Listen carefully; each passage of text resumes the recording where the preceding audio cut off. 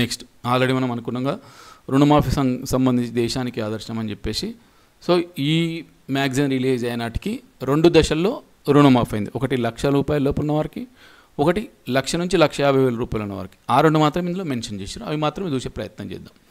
అయితే ఈ ₹2,00,000 రుణమాఫీకి సంబంధించి అంటే ఓవరాల్గా మొత్తం మాఫీ చేసేది 2,00,000 వరకు, కానీ విడతల వారిగా ఫస్ట్ 1,00,000 తర్వాత 1,50,000 తర్వాత 2,00,000.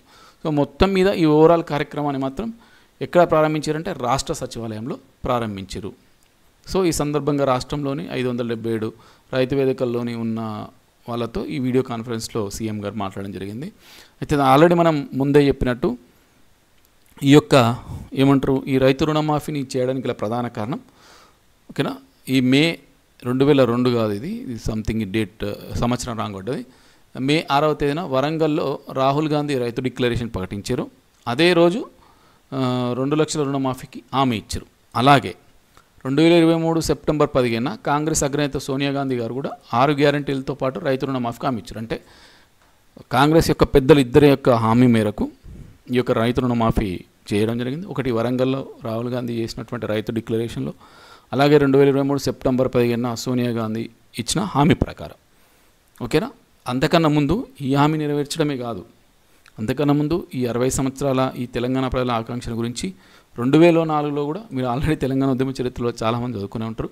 ఈ 2004లో కరీంనగర్ సభలో సోనియా గాంధీ తెలంగాణ ఇస్తామని చెప్పేసి హామీ ఇచ్చారు. దానికి సంబంధించి ఆంధ్రలో నష్టపోతామని తెలిసినా కూడా, ఆంధ్రప్రదేశ్లో నష్టపోతామని తెలిసినా కూడా తెలంగాణలో ఏర్పడేయడానికి ముందుకు వచ్చారు. అంటే కాంగ్రెస్ ప్రభుత్వం మాట ఇస్తే వెనుకడుగు వేదని చెప్పేసి ఒక ఉద్దేశాన్ని ఇక్కడ వాళ్ళు వ్యక్తపరిచారు. ఓకేనా, అయితే గత ప్రభుత్వం ఎన్ని వేల కోట్లను చేసింది, ఎన్నిసార్లు మేము ఎంత చేస్తున్నాం అనేది ఇక్కడ చెప్పడం జరిగింది. ఈ కటాఫ్ చెప్పినా కదా, 2018 డిసెంబర్ 12 నుండి 2023 డిసెంబర్ 9 వరకు ఉన్న రుణాలను మాఫీ చేస్తారు. ఓకేనా, నెక్స్ట్ అలాగే ఈ యొక్క ప్రోగ్రామ్ లాంచ్ చేసినప్పుడు ముఖ్యమంత్రి గారు దాదాపు 10 మంది రైతులకు స్వయంగా రుణమాఫీ చెక్కులు అందజేశారు. వాళ్ళు ఎవరెవరు ఉన్నారని చెప్పేసి ఇక్కడ వివరాలు ఉన్నాయి. ఓకేనా, ఇకపోతే ఈ ₹1,00,000 రుణమాఫీ అంటే మూడు విడతలలో మొదటి విడత ₹1,00,000 కదా. ఈ ₹1,00,000 రుణమాఫీలో రాష్ట్రంలో మొదటి స్థానంలో మాత్రం ఆందోళ్ అంటే వైద్య ఆరోగ్య శాఖ మంత్రి దామోదర్ రాజ నరసింహ గారు యొక్క నియోజకవర్గమైనటువంటి ఆందోళ్ నియోజకవర్గం మనకు మొదటి భాగంలో ఉంది. అంటే 1,00,000 రుణమాఫీకి సంబంధించి అత్యధిక లబ్ధిదారులు ఏ నియోజకవర్గంలో ఎక్కువ అంటే ఆందోళ్. ఓకేనా, తర్వాత ఉస్నాబాద్, కల్వకుర్తి. ఓకేనా, అలాగే మొదటి విడతలో 1,00,000 వరకు రుణమాఫీ ఓన్లీ 110 నియోజకవర్గాలు మాత్రం జరిగింది. మిగిలిన 9 నియోజకవర్గాలలో రైతు రుణాలు లేవు. అంటే మేబీ హైదరాబాద్ అయి ఉంటుంది. సో రాష్ట్రంలోని మొత్తం నియోజకవర్గాల సంఖ్య 119 అయినప్పటికీ కూడా 9 నియోజకవర్గాల్లో రుణాన్ని తీసుకున్నటువంటి రైతులు లేని కారణంగా 110 నియోజకవర్గాల్లో ₹1,00,000 రుణమాఫీని అమలు చేశారు. దీనిలో భాగంగా ఆందోళన నియోజకవర్గంలోని రైతులు అత్యధికంగా లబ్ధిదారులు ఉన్నారని సింపుల్గా చెప్పాలంటే. ఓకేనా, తర్వాత స్థానంలో ఉస్నాబాద్, కల్వకుర్తి ఉన్నాయి. ఓకేనా, నెక్స్ట్ తర్వాత మనకు జూలై 18న మొదటి విడత రుణమాఫీ అయితే జూలై 30న రెండో విడత రుణమాఫీ, జూలై 30న రెండవ విడత రుణమాఫీ జరిగింది. సో రెండో విడతగా రాష్ట్రంలోని 1,50,000 లోపు పంట రుణాలని చేయడం జరిగింది. ఈ రుణమాఫీ అనేది చేయడం జరిగింది. ఓకేనా, చూద్దాం ఇక్కడ ఉంటుంది రెండో విడతగా 37 ఇక్కడ చిన్నగా ఉన్నది ఏర్పడతలేదు. ఓకేనా, మొదటి విడతలు ఏంది, మొదటి విడతల మొత్తం 6.40 లక్షల మంది రైతులకు 6,199 కోట్లు జమ చేశారు. అలాగే నెక్స్ట్ 12 రోజులు ఇదే మనకు రెండో విడతలో 6.40 లక్షలు అంటే 6,40,000 మందికి 6,199 కోట్లు జమ చేస్తే మొదటి విడతలో జూలై 18న 11 లక్షల మందికి 6,099 కోట్లు మాఫీ చేశారు. సో ఫస్ట్లోనే వచ్చింది మనకు జూలై 18న మొదటి విడత, జూలై 30న రెండో విడత. జూలై 18న ఎంతమందికి ఎన్ని కోట్లు, జూలై 30న ఎంతమందికి ఎన్ని కోట్లు అనేది గుర్తుపెట్టుకోరు, సరిపోతుంది. ఓకేనా, నెక్స్ట్ చూద్దాం. దీని సందర్భంగా ఈ వీడియో కాన్ఫరెన్స్లో మాట్లాడినటువంటి రైతులకు మరియు ముఖ్యమంత్రి గారికి మధ్య జరిగినటువంటి సంభాషణ ఇక్కడ రాసిరు, మనకి ఇక్కడ అవసరం లేదు. ఓకేనా, సో ఇక్కడ రాష్ట్రం యొక్క విభజన సమస్యల పరిష్కారానికి 2 కమిటీలు వేద్దామని చెప్పేసి నిర్ణయం తీసుకున్నారు. అయితే ఈ యొక్క కమిటీ యొక్క సమావేశం ఎక్కడ జరిగిందంటే ఇద్దరు ముఖ్యమంత్రుల సమావేశం హైదరాబాద్లోని ప్రజాభవన్ అంటే మీకు అందరికీ తెలిసిందే. ఓకేనా, సో ఇక్కడ చూద్దాం. ఇక సింపుల్గా ఫస్ట్ ఈ ఇరు రాష్ట్రాల మంత్రులతో ఒక కమిటీ, అధికారులతో మరొక కమిటీ. సో విభజన సమస్యల పరిష్కారానికి 2 కమిటీలు వేస్తారు. ఒకటి ఆఫీసర్స్ లెవెల్లో, నెక్స్ట్ మినిస్టర్స్ లెవెల్లో. ఫస్ట్ ప్రభుత్వ ప్రధాన కార్యదర్శి ఆధ్వర్యంలో కమిటీ వేస్తారు, అదే ఆఫీసర్స్ కమిటీ.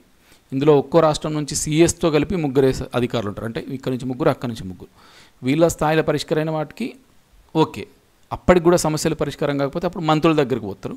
ఇక్కడ మంత్రుల కమిటీ పరిష్కరించిన సమస్యలకు ముఖ్యమంత్రి స్థాయిలో నిర్ణయం తీసుకుంటారు. అంటే విభజన సమస్యల పరిష్కారానికి 2 కమిటీలు వేస్తారు. ఒకటి ఆఫీసర్స్ కమిటీ, అందులో ఒక సిఎస్, ఇంకా అదర్ మెంబర్స్ 3 ఉంటారు. వాళ్ళ లెవెల్ సమస్యలు సాల్వ్ అయితే ఓకే. అవి కానిటువంటికి మళ్ళీ మినిస్టర్ లెవెల్ కమిటీకి తీసుకెళ్తారు. అక్కడ ముఖ్యమంత్రి స్థాయిలో ఆ యొక్క ఏవైతే సమస్యలు ఉంటాయో అవి పరిష్కారం అవుతాయి. అయితే ఈ ప్రజాభవన్ సందర్భంగా ఈ హైదరాబాద్కి ఇచ్చేసినటువంటి ఏపీ సీఎం గారికి తెలంగాణ సీఎం గారు మనకు నా గొడవ, కాళోజీ నారాయణరావు రచించినటువంటి నా గొడవ అనే పుస్తకాన్ని బహుకరించడం జరిగింది. ఇది కూడా కొద్దిగా గుర్తుపెట్టుకునే ప్రయత్నం చేయండి, ఓకేనా. తెలంగాణ ప్రముఖ కవి కాళోజీ నారాయణరావు రాసిన నా గొడవ పుస్తకాన్ని చంద్రబాబుకు బహుకరించారు. ఇంతకుముందు చెప్పింది ఏ కమిటీ వేయాలి ఎట్లా అని చెప్పేసి, ఓకేనా. ఇది కూడా రాజీవ్ గాంధీ సివిల్స్ అభ్యస్తం, సివిల్స్లో మనకు ప్రిలిమ్స్లో పాస్ అయిన వారికి, అలాగే మెయిన్స్ ఉత్తీర్ణుల ఇంటర్వ్యూ కండక్ట్ అయ్యే వారికి 1,00,000 చొప్పున ఒక ఉంది కదా. సో అది ఎక్కడ ప్రారంభించారంటే ప్రజాభవన్లో. రేపు పొద్దున సచివాలయమా, ప్రజాభవన, గాంధీ భవన్ అని అడిగితే గుర్తుపెట్టుకోండి, రాజీవ్ గాంధీ సివిల్స్ అభ్యస్తం ప్రారంభోత్సవ కార్యక్రమం ఎక్కడ జరిగిందంటే ప్రజాభవన్లో. ఇదంతా మీకు తెలిసిందే. దీనికి స్పాన్సర్ అంటే సింగరేణి సంస్థ. ఈ పథకం కింద యూపీఎస్సీ సివిల్స్ ప్రిలిమ్స్ పరీక్షలు ఉత్తీర్ణులైనటువంటి వారికి, మెయిన్స్ రాసే ఉత్తీర్ణులైన వారికి మరియు మెయిన్స్ రాసే అభ్యర్థులకు ₹1,00,000. అంటే ఆటోమేటిక్గా ప్రిలిమ్స్ పాస్ అయితే మెయిన్స్ రాస్తారు కదా. ఇప్పుడు మళ్ళీ కొత్తగా ఇచ్చిన తర్వాత మెయిన్స్ పాస్ అయిన వాళ్ళకి కూడా 1,00,000 ఇస్తామని చెప్పి అన్నారు. నాకు అయితే గుర్తుంది, ఒక్కసారి క్రాస్ చెక్ చేసుకోండి. నెక్స్ట్ ఇక మనం అనుకున్న వచ్చేసింది ఎవరిల్లు, హైడ్రా, ఓకేనా. హైడ్రా ఏంది, సర్కారీ ఆస్తుల ఆక్రమణలకు, ఎక్కడెక్కడ సర్కారీ ఆస్తులు, చెరువులు, పార్కులు కబ్జాకులకు కానీ ప్రత్యేక వ్యవస్థ Hydraa, Hyderabad disaster response and assets protection agency. First Hydraa యొక్క abbreviation most and dangerous important, Hyderabad disaster response and assets protection agency. ఇప్పటికీ కనుమరుగైపోయిన కబ్జాల బారిన పడి అన్యక్రాంతం అవుతున్న పార్కులు కావచ్చు, ఖాళీ స్థలాలు, ఆట స్థలాలు, చెరువులు, నాలాలు ప్రభుత్వంలో పరిరక్షణ ధ్యేయంగా దీన్ని ఏర్పాటు చేసిన. దీనికి సంబంధించిన జీవో 99.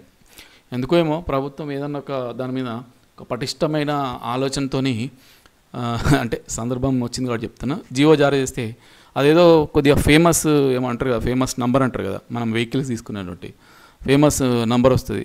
మనకు గతంలో ల్యాండ్ ఎక్విజిషన్ సంబంధించి 1, 2, 3 జీవో ఉండే. అలాగే ఈ ఉస్మాన్ సాగర్, ఈ గండిపేట ఆ సాగర్లకు సంబంధించిన జీవో 111 జీవో ఉండే. ఏదో ఒక ఫేమస్ నంబరే వీటికి ఫ్యాన్సీ నెంబర్. ఈడ కూడా హైడ్రా కూడా ఆటోమేటిక్గా జీవో నంబర్ 99 అంటే ఇది కూడా ఒక ఫ్యాన్సీ నెంబర్. సో మొత్తం మీద హైడ్రాకి సంబంధించిన జీవో నెంబర్ వచ్చేసి 99.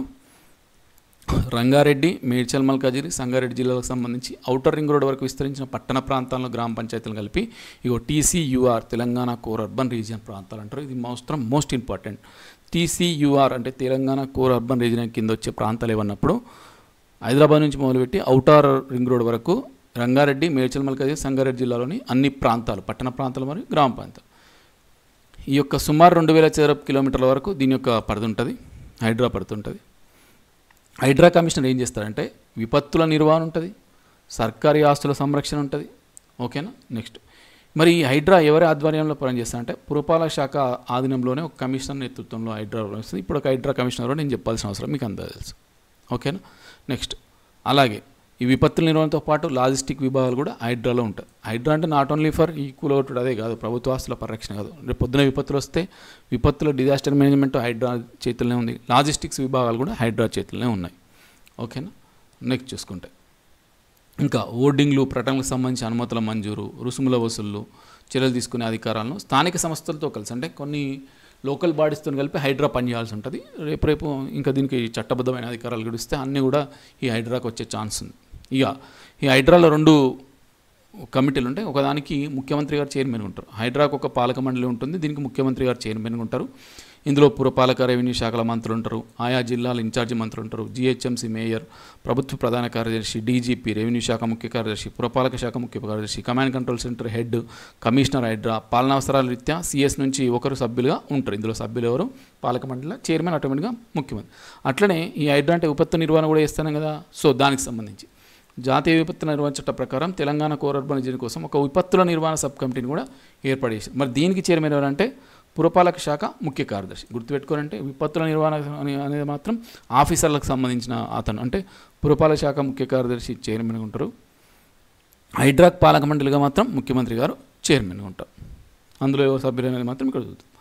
నెక్స్ట్, వరంగల్ను వస్త్రనగరంగా తీర్చిద్దామని వరంగల్ పర్యటనలో పేర్కొనడం జరిగింది ఈ ముఖ్యమంత్రి గారు. వరంగల్ జిల్లా షాయంపేటలోని కాకతీయ మెగా టెక్స్టైల్ పార్క్ను సీఎం పరిశీలించి అధికారులతో సమీక్షించారు. ఈ వరంగల్ జిల్లా షాయంపేటలోని కాకతీయ మెగా టెక్స్టైల్ పార్క్లో 22 కంపెనీలు ఒప్పందం చేసుకున్నా కూడా కేవలం 3 సంస్థలే పరిశ్రమలు ఏర్పాటు చేసినాయి. ఇంకా మిగిలిన వాళ్ళు కూడా వస్తే వాళ్ళకి ప్రోత్సాహం ఇస్తాం, అన్ని సౌకర్యాలు కల్పిస్తామని చెప్పడం జరిగింది. అలాగే ఈ సంస్థ కోసం, ఈ టెక్స్టైల్ పార్క్ కోసం ఎవరైతే భూములు ఇచ్చిన నిర్వాసితులు ఉంటారో వాళ్ళకు ఎకరానికి, అంటే వాళ్ళు 1 ఎకరం ఇస్తే వాళ్ళకు 1000 గజాల ప్లాట్తో పాటు ఇందిరమ్మ ఇండ్లు కూడా మంజూరు చేస్తామని చెప్పేసి ఆదేశించారు. అలాగే ఈ పార్కులో వరద ముప్పును నివారించడానికి 10 ఎకరాల్లో ఒక పాండ్ను కూడా నిర్మించారు. ఓకేనా. సో మొత్తం మీద షాయంపేటలోని కాకతీయ మెగా టెక్స్టైల్ పార్క్ గురించి ఇక్కడ మనం మాట్లాడుకుంటున్నాం. అలాగే అధికారులకు ఏమైనా ఆదేశించాడంటే 2050 వరకు ఉపయోగపడిన వరంగల్ సంబంధించిన మాస్టర్ ప్లాన్ రూపొందిస్తే దాని ప్రకారం మనం అభివృద్ధి చేసుకుందామని చెప్పేసి కలెక్టర్ జరిగిన మీటింగ్లో చెప్పడం జరిగింది. అదే ఇక్కడ ఇదే మెగా టెక్స్టైల్ పార్క్లో మనకు మొక్కలు నాటి వన మహోత్సవం కార్యక్రమానికి కూడా రేవంత్ రెడ్డి గారు శ్రీకారం చుట్టారు. సో ఈ కాకతీయ మెగా టెక్స్టైల్ పార్క్లోనే ముఖ్యమంత్రి రేవంత్ రెడ్డి గారు ఈ వన మహోత్సవం ప్రోగ్రాంకు ఏమంటారు శ్రీకారం చుట్టాడు. ఓకేనా. అంతకుముందు హరితార మీద ఉండే కదా, సో దాని పేరు వన మహోత్సవం చేశారు. దాని యొక్క ప్రారంభోత్సవం ఇక్కడ జరిగింది బై ఆనరబుల్ సీఎం. ఓకేనా. అలాగే ఇక్కడ హనుమకొండ కలెక్టరేట్లో ఇందిరా మహిళా శక్తి క్యాంటీన్లను ప్రారంభించారు. ఓకేనా.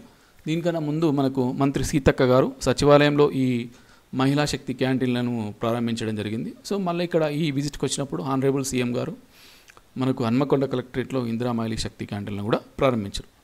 ఈ ప్రభుత్వం యొక్క ముఖ్యమైన ప్రాజెక్టులో ముఖ్యమైన ప్రాధాన్యం ఉన్న అంశాల్లో మహిళా శక్తి క్యాంటీన్ కూడా ఒకటి గుర్తుపెట్టుకోండి. దానికి ఇందిరా అని పేరు పెట్టారు, ఇది కూడా గుర్తుపెట్టుకోండి, ఇందిరా మహిళా శక్తి క్యాంటీన్లు.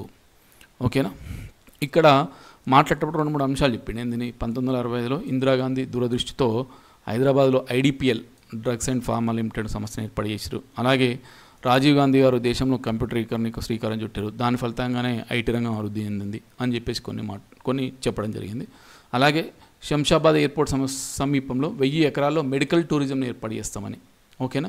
అలాగే తెలంగాణ రాష్ట్రంలో ప్రతి పౌరుడికి ఉచిత వైద్యం అందాల ఒక ప్రణాళిక రూపొందిస్తున్నాం. అలాగే ఒక డిజిటల్ హెల్త్ కార్డు ఇస్తాం, ఒక యూనిక్ నెంబర్తో అని చెప్పి కూడా ఇక్కడ చెప్పడం జరిగింది. ఒకసారి చూసుకోండి మంచిగా. నెక్స్ట్ వచ్చేసి ఇక్కడ ఒక వరంగల్లో మీటింగ్ అని మంత్రులతో, మనకి ఇక్కడ అవసరం లేదు. నెక్స్ట్ ఇక్కడ రక్షిత మంచినీటికి సంబంధించి ఇక్కడ కూడా ఏం ముఖ్యాంశాలు లేవు. పెద్దవాగు ఇక్కడ ఉంటాయని గుర్తుపెట్టుకోండి. ఇటీవల కురిసిన భారీ వర్షాలకు వరద ఉప్పొంగి గుమ్మడిపల్లి గ్రామం వద్ద పెద్దవాగు ప్రాజెక్టు గండిపడితే దానికి సంబంధించి రెవెన్యూ మినిస్టర్ గారు వెళ్ళడం అది చెప్తున్నారు. ఓకేనా. నెక్స్ట్ 5 చూడండి. ఇది మనకు తెలంగాణ సైబర్ సెక్యూరిటీ బ్యూరో కొన్ని వెహికల్స్, అలాగే తెలంగాణ యాంటీ నార్కోటిక్ బ్యూరోకు కొన్ని వెహికల్స్ మనకు రాష్ట్ర ప్రభుత్వం కేటాయించింది. ఇక్కడ చూడండి టీజీ న్యాబ్ అంటే దేనికన్నా అడుగుతారు రేపు పొద్దున. టీజీ న్యాబ్ అని సింపుల్ ఇస్తాడు, ఇదంతా ఇవ్వడు. తెలంగాణ యాంటీ నార్కోటిక్ బ్యూరో అని ఇవ్వడు. టీజీ న్యాబ్ దేనికి సంబంధించి అంటే మత్తు పదార్థాల నియంత్రణకు అని చెప్పి మీరు గుర్తుపెట్టుకునే ప్రయత్నం చేయండి. ఓకేనా. ఇక్కడ ఇంకోటి చూడండి, సైబర్ మోసాలు నేరాల బారిన పడిన వారికి సహాయం అందించేందుకు ఒక టోల్ ఫ్రీ నెంబర్ ఉంది 1930. ఎంతండి 1930. ఈ నంబర్ సైబర్ మోసాలకు సంబంధించిన కంప్లైంట్ 24 hours పనిచేస్తే అదొకటి గుర్తుపెట్టుకోరి. ఓకేనా. ఈ నేరాలను అరికడితే వాళ్ళకు అధికారులకు ప్రమోషన్లు ఇస్తామని. అలాగే ప్రతి సినిమా ప్రదర్శనకు ముందు ఆ సినిమాలో నటించే తారాగణంతో ఈ సైబర్ నేరాలు డ్రగ్స్ యొక్క దుష్ఫలితాలపై అవగాహన కల్పించే 1.5-2 నిమిషాల నిడిగల వీడియోలను తీస్తే బాగుంటుంది, సైబర్ నేరాలను అరికట్టవచ్చు, డ్రగ్స్లను అరికట్టవచ్చు అని చెప్పి ఒక థాట్ ఇచ్చారు. అట్లా వాళ్ళు చేస్తే మేము కూడా వాళ్ళ టికెట్ ధరల పెంపు కావచ్చు, ఇతర అనుమతులకు కూడా సంబంధించి మేము కూడా మంచి పాజిటివ్ ఉంటామని చెప్పేసి చెప్పడం జరిగింది. వాళ్ళు మనకు సహకరిస్తే మేము వాళ్ళకి సహకరిస్తామని చెప్పి చెప్పడం జరిగింది. ఓకేనా. నెక్స్ట్ ఇక ప్రధానమంత్రి నరేంద్ర మోదీ గారిని కలిసినప్పుడు కొన్ని సమస్యలను విన్నవించారు. అది ఒకసారి చూద్దాం. ఇక్కడ ఒక ఫస్ట్ పాయింట్ చాలా ఇంపార్టెంట్, మనకు చాలా ఎగ్జామ్లో అడిగిండు. ఇక్కడ సింగరేణికి బొగ్గు గనులు కేటాయించాలి, మన రాష్ట్రంలో ఉన్నాయి, వేరే వాటికి వేలం వేయద్దని చెప్పన్నారు. అయితే సింగరేణి కాలరీస్లో రాష్ట్ర ప్రభుత్వ వాటా వచ్చేసి 51%, కేంద్ర ప్రభుత్వ వాటా వచ్చేసి 49% వాటా. ఇది చాలాసార్లు ఈ క్వశ్చన్ అడిగిండు, గుర్తుపెట్టుకోండి. 1 సెకండ్.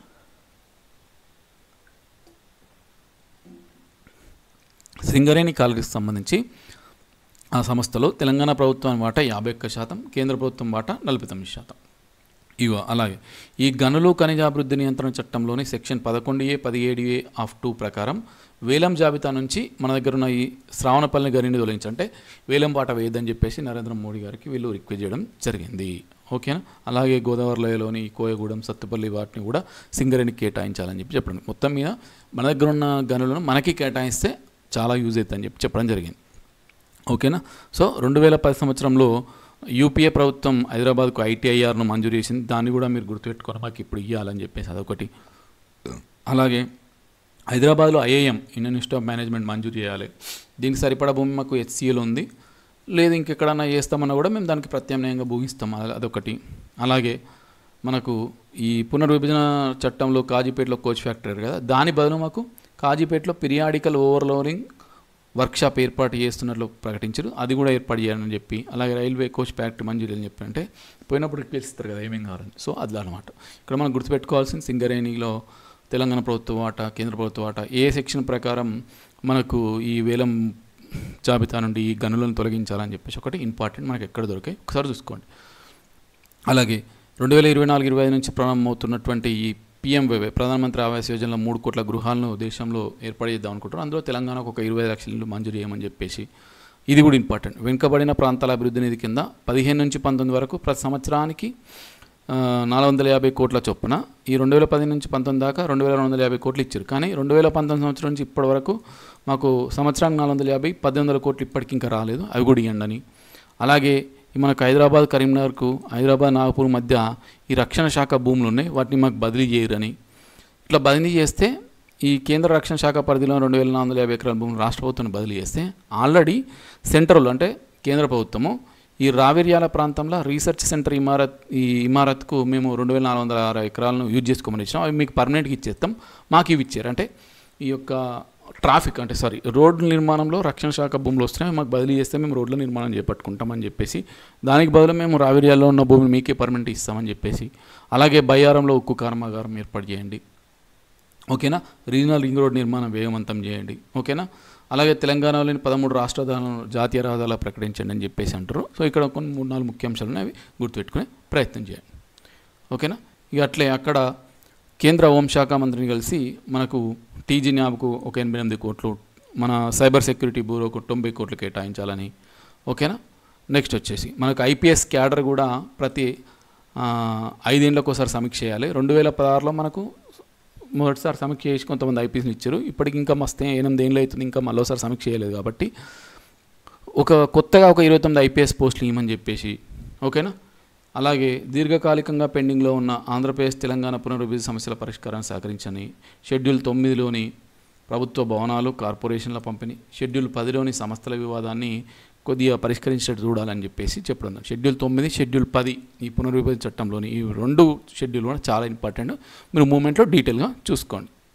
ఇది పోతే ఇక 500 కోట్లతో అమెరికా కంపెనీ మైక్రోలింక్ నెట్వర్క్స్ తెలంగాణలో పెట్టుబడులు పెడుతుంది. మరి ఇది ఏం కంపెనీ అంటే టెలికమ్యూనికేషన్స్ కంపెనీ. అమెరికాకు చెందిన టెలికమ్యూనికేషన్స్ దిగ్గజం మైక్రోలింక్ నెట్వర్క్స్ 500 కోట్ల రూపాయల పెట్టుబడితో తెలంగాణలో తమ ఎలక్ట్రానిక్ మరియు ఇతర ఉత్పత్తుల కేంద్రాలను ఏర్పడడానికి ముందుకొచ్చింది. ఇక్కడ భారతీయ కంపెనీ అయినటువంటి పిఎస్ఆర్ ఇండస్ట్రీస్తోని కొలాబరేట్ అవుతుంది.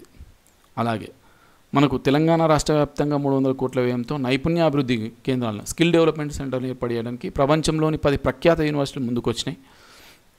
హైదరాబాద్ కేంద్రంగా 25 దేశాల్లో కార్యకలాపాలు నిర్వహించి ఇంటర్నేషనల్ స్టార్టప్ ఫౌండేషన్, టెక్సాస్ కేంద్రంగా ఉన్న స్టార్టప్ రన్వే సంస్థ ప్రతినిధులతో ముచ్చట జరిపి, అంటే ఇంటర్నేషనల్ స్టార్టప్ ఫౌండేషన్ ఆధ్వర్యంలో మనకు తెలంగాణ రాష్ట్ర వ్యాప్తంగా స్కిల్ డెవలప్మెంట్ సెంటర్లను ఏర్పాటు చేద్దాం అనుకుంటారు. అయితే ఈ సందర్భంగా ఒక ముచ్చట ఇప్పుడు ఏంటంటే, అది సెప్టెంబర్ 26 నుంచి 28 మధ్య నగరంలో ఇంటర్నేషనల్ స్టార్టప్ ఫౌండేషన్ సదస్సు జరుగుతుందంట. అందులో వీళ్ళు పాల్గొంటారు. అప్పుడేమైతే చూద్దాం. నెక్స్ట్ చూద్దాం. రైతు భరోసాకు సంబంధించి విధి విధానాలపై ప్రజాప్రయ సేకరణ చేస్తారు ప్రతి డిస్టిక్లో, దానికి సంబంధించిన అంశం ఉన్నది. అలాగే రాష్ట్ర ప్రభుత్వ పబ్లిక్ అఫైర్స్ సలహాదారులుగా మాజీ పార్లమెంట్ సభ్యులు కేశవరావు గారు పదవి బాధ్యతలు స్వీకరించారు. అంబేద్కర్ సచివాలయం ప్రభుత్వ సలహాదారుగా కేశవరావు గారు. ఇందిరమ్మ ఇండ్ల నిర్మాణంపై అధ్యయనం చేయాలి, ఎన్ని ఇండ్లు పడతాయి అని చెప్పారు. అలాగే ఈ 7 ప్రతి నియోజకవర్గంలో 3500 ఇళ్ల చొప్పున నిర్మించేటట్టు బడ్జెట్లో నిధులు కేటాయించారు, ఓకేనా. సో ఆ శాఖాధికారులకు ఏమేమి చేయాలి, ఎట్లా చేయాలని చెప్పి చెప్తారు, ఓకేనా. నెక్స్ట్ వచ్చే 5 ఏళ్లలో ఇది ఇంపార్టెంట్. రాష్ట్ర వ్యాప్తంగా 22.5 లక్షల ఇందిరమ్మ ఇండ్లు నిర్మించాలని లక్ష్యంగా పెట్టుకున్నాం. మొదటి దశలో ఈ ఏడాది నియోజకవర్గానికి 3500 ఇండ్లు, ఓకేనా. సో మొత్తం 4,16,500 ఇళ్ళు. రిజర్వ్ కోటా కింద మళ్ళీ 33,500 ఇళ్ళు నిర్మించాలని. సో టార్గెట్ 5 ఏళ్లలో ఎంత, ఇప్పుడు ఈ సంవత్సరం నియోజకవర్గానికి ఎంత, మళ్ళీ రిజర్వ్ కోటాలు ఎంత అనేది గుర్తుపెట్టుకోండి, సరిపోతుంది. ఒకటి చూద్దాం. ఇది రాష్ట్ర నీటిపారుదల పౌర సరఫరాల శాఖ మంత్రి గారు కెప్టెన్ ఎన్ ఉత్తమ కుమార్ రెడ్డి గారు NALSAR university of Lalo capital foundation అవార్డుకి సంబంధించిన కార్యక్రమంలో పాల్గొన్నారు. అయితే ఇక్కడ ఆయన చేసినటువంటి కొన్ని ముఖ్య అంశాలు చూద్దాం. ఇక్కడ ఏంటంటే ఉత్తమ్ కుమార్ రెడ్డి గారు తెలుగులో భారత రాజ్యాంగంపై ప్రాథమిక కోర్సును ఒకటి ప్రారంభించారు.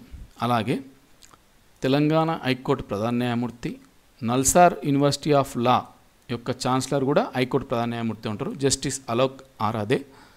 జస్టిస్ లీలా సేత్ గారు రచించినటువంటి with children of India the preamble of our constitution అనే తెలుగు పుస్తకాన్ని విడుదల చేశారు. ఇది గుర్తుపెట్టుకోండి. జస్టిస్ లీలా సేత్ గారు రచించినటువంటి with children of India the preamble of our constitution అనే తెలుగు పుస్తకాన్ని ఇక్కడ మనకు హైకోర్టు ప్రధాన న్యాయమూర్తి గారు ఉత్తమ్ కుమార్ రెడ్డి గారితో కలిసి విడుదల చేయడం జరిగింది. అలాగే మీకు అందరికీ తెలిసిందే, హైదరాబాద్లోని రాజేంద్రనగర్లో 100 ఎకరాల స్థలంలో కొత్త హైకోర్టు సముదాయాన్ని కూడా నిర్మించబోతారు. ఓకేనా. త్వరలో విద్యా కమిషన్ చేస్తాం. ఇది ఓకే. ఇది మనకు అబ్దుల్లాపూర్ మెట్లో కాటమయ్య రక్షణ కవచం పంపిణీ కార్యక్రమంలో ముఖ్యమంత్రి రేవంత్ రెడ్డి గారు పాల్గొన్నారు. ఇది గౌడలు చెట్టు ఎక్కేటప్పుడు ఉపయోగపడే పరికరం కాటమయ్య రక్షణ కవచం. ఇది ఇంపార్టెంట్. చిన్న కాళేశ్వరం అనే ప్రాజెక్ట్ చాలా ఇంపార్టెంట్. చూద్దాం అసలు చిన్న కాళేశ్వరం ప్రాజెక్ట్ ఎక్కడుంది. చిన్న కాళేశ్వరం ప్రాజెక్టు అంటే ముక్తీశ్వర ఎత్తిపోతల పథకం. పాత పేరు ముక్తీశ్వర ఎత్తిపోతల పథకం, దాన్నే చిన్న కాళేశ్వరం ప్రాజెక్ట్ అంటాం. ఇది ఎక్కడ ఉందంటే మంతన్ నియోజకవర్గంలో ఉంది. ఓకేనా. కాటారం డివిజన్ ప్రజలకి దీనివల్ల చాలా లాభం జరుగుతుంది. చూద్దాం ఇక్కడ ఈ ప్రాజెక్ట్ వివరాలు చూస్తే అయిపోతుంది. ఎత్తిపోత లక్ష్యం 4.5 టీఎంసీలు. మొత్తం ఆయకట్టు ఎంత ఉంటుంది, 45,000 ఎకరాలకు. ఏ మండలం కంటే మహదేవ్పూర్, కాటారం, మహాముత్తారం, మల్హర్రావు. ఓకేనా. సో చిన్న కాళేశ్వరం ప్రాజెక్టు ముక్తీశ్వర ఎత్తిపోతల పథకం అనే ది చిన్న కాళేశ్వరం ప్రాజెక్ట్ అంటాం. ఇది మంతన్ నియోజకవర్గంలో ఉంది. కాటారం డివిజన్ వారికి ఎక్కువ యూజ్ అవుతుంది. ఓకేనా. సో మరి ఎక్కడి నుంచి నదీ జలాలను తీసుకొస్తారంటే మహదేవ్పూర్ మండలం బీర్సాగర్ నుంచి గోదావరి జలాలను తీసుకొచ్చి కాటారం రెవెన్యూ డివిజన్ పరిధిలోని వివిధ మండలాల్లోని చెరువుల నుంచి 45,000 ఎకరాలకు సాగునీరు అందిస్తారు. ఓకేనా. ఇక్కడ ప్రాజెక్ట్ డీటెయిల్స్ ఉన్నాయి, ఒకసారి చూసుకోండి. అయితే మొదటి దశలో మాత్రం 19,028 ఎకరాలకు సాగునీరు అందిద్దామని లక్ష్యం పెట్టుకోరు. ఓకేనా. ఇకపోతే నెక్స్ట్ రాజీవ్ ఆరోగ్యశ్రీలో 163 చికిత్సలను చేర్చారు. సో స్టార్టింగ్లో ఎంత ఉండే, ఇప్పుడు ఎంత ఉండే అంటే 1,672 చికిత్సలు ఉండే. వీటికి 163 చికిత్సలు చేర్చిన తర్వాత 1,830 చికిత్సలు అయినాయి. ఇది మోస్ట్ ఇంపార్టెంట్. రాజీవ్ ఆరోగ్యశ్రీ అనేది 1,672 ఉంటే వాటికి 163 కలిపితే 1,830 చికిత్సలకు ఇప్పుడు 10 లక్షల దాకా ఉచిత వైద్యం ఇస్తారు. ఎక్కడ దొరికింది 2023 డిసెంబర్ 8 నుంచి ఈ ఆరోగ్యశ్రీని రాజీవ్ ఆరోగ్యశ్రీగా పేరు మార్చారు. ఓకేనా. రాజీవ్ ఆరోగ్యశ్రీ అనగానే ప్రస్తుతం 1,830 చికిత్సలు 10 లక్షల దాకా ఇస్తారు. డిసెంబర్ 8 నుంచి రాజీవ్ ఆరోగ్యశ్రీ, డిసెంబర్ 8 పోయిన డిసెంబర్ 2023 డిసెంబర్ 8 నుంచి రాజీవ్ ఆరోగ్యశ్రీగా పేరు మార్చారు. రాష్ట్రంలో దాదాపు 79 లక్షల కుటుంబాలు ఈ రాజీవ్ ఆరోగ్యశ్రీకి లబ్ధిదారులు ఉన్నారు. ఓకేనా. సో 2013లో అప్పుడున్న ధరలు ఇంకా ఉంటే కూడా కొద్దిగా ధరలు కూడా పెంచారు. ఓకేనా. నెక్స్ట్ ఈ కలెక్టర్ల మీటింగ్ ఉంది.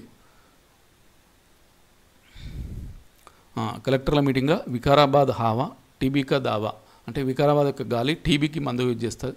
సో ఆ వికారాబాద్ అటవీ ప్రాంతం గురించి దాని గురించి ఇక్కడ మాట్లాడారు. అలాగే రాష్ట్రంలో 65 ఐటీఎల్ను అడ్వాన్స్ టెక్నాలజీ సెంటర్లుగా ఆల్రెడీ నేను వాట్సాప్ ఛానల్ క్వశ్చన్ కూడా ఇచ్చేసిన. ఓకేనా.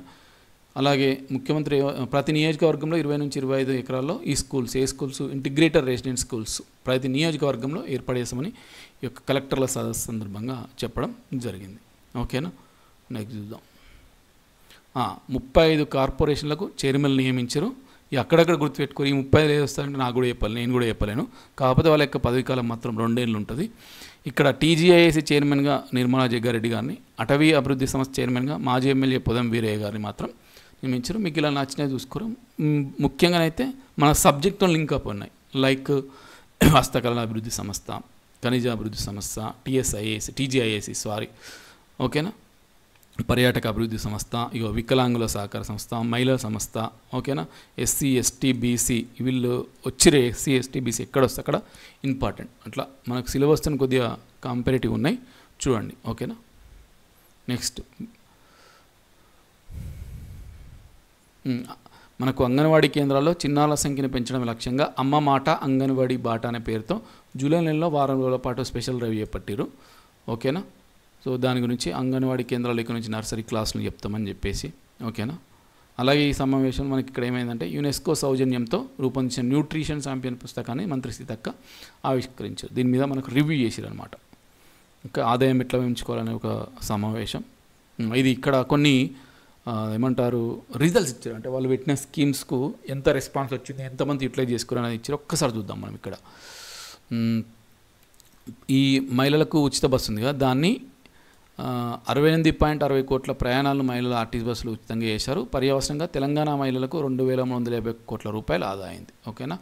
ఈ పథకానికి అయ్యే ఖర్చును ఆర్టీసీకి ప్రభుత్వం నెలవారీగా చెల్లిస్తుంది. ఇది గుర్తుపెట్టుకోండి. ఓకేనా. ఉచిత మహిళ ప్రయాణానికి ఆర్టీసీకి గవర్నమెంట్ నెలకోసారి పైసలు ఇస్తుంది. అలాగే 500కే గ్యాస్ సిలిండర్ ఎంతమంది యూజ్ చేసుకోరు. ఈ పథకం కింద దాదాపు 40 లక్షల మంది లబ్ధి చేకూరింది. 200 కోట్ల రూపాయలు.